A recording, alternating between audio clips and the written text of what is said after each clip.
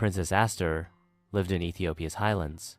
She was the daughter of Emperor Tewodros, a visionary and fierce ruler, and was known throughout the land for her wisdom, beauty, and unshakable spirit.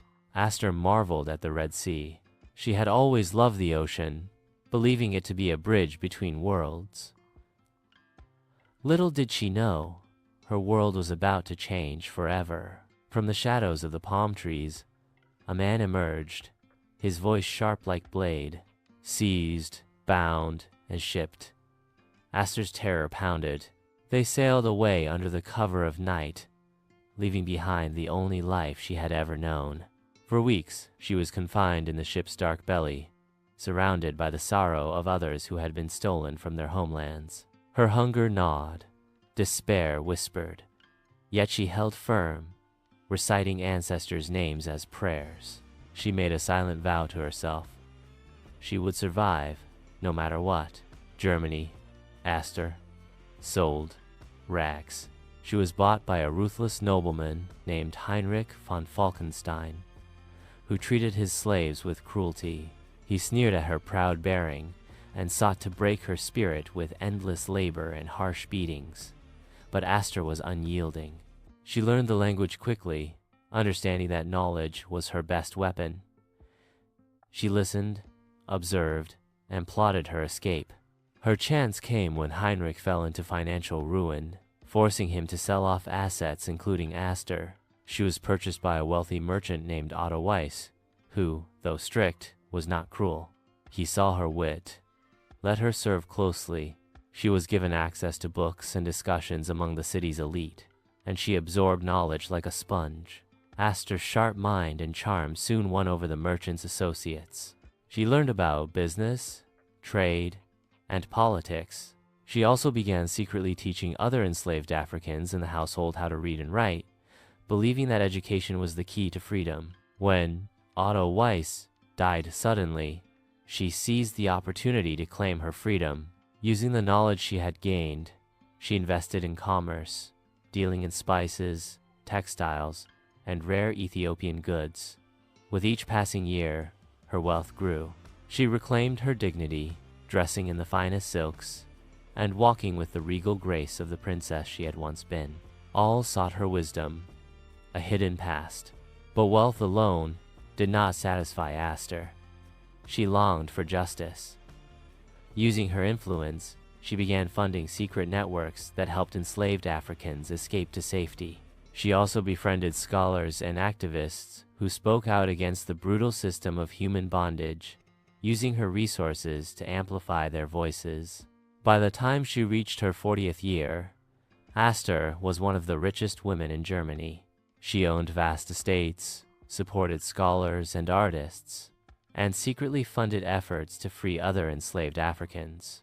She had built an empire of her own, proving that resilience and intelligence could conquer even the darkest circumstances. Yet Aster knew that money and influence could only do so much. She began expanding her businesses beyond Germany, establishing trade connections in France, England, and even back in Africa. She developed a network of allies diplomats, traders, and intellectuals who shared her vision of freedom and progress. As her reputation grew, Aster faced opposition from powerful figures who resented a former slave rising to such prominence. Some sought to sabotage her business, while others spread lies to tarnish her reputation. But Aster was strategic. She navigated these challenges with the same intelligence that had helped her survive captivity. She countered with alliances, legal strategies, and unwavering resilience. One evening, as she walked through the grand halls of her mansion, she felt a deep yearning for home. Though she had triumphed in this foreign land, her heart remained in Ethiopia, North Sea's promise. Home. With her fortune and power, she chartered a grand ship, set sail for Ethiopia, and reclaimed her rightful place among her people. Upon her return, she was met with disbelief and awe. Many had thought her lost forever, yet here she was, adorned in finery, and carrying wealth beyond imagination. She did not return merely as a princess, but as a force of change. She used her wealth to establish schools, to restore lost traditions, and to ensure that no Ethiopian would suffer the same fate she had.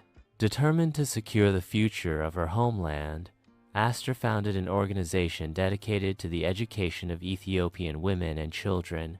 Believing that knowledge was the key to independence, she advocated for trade policies that empowered Ethiopian merchants and fought against European exploitation. Her efforts did not stop there. She used her influence to support Ethiopian leaders in strengthening their defenses against colonial expansion.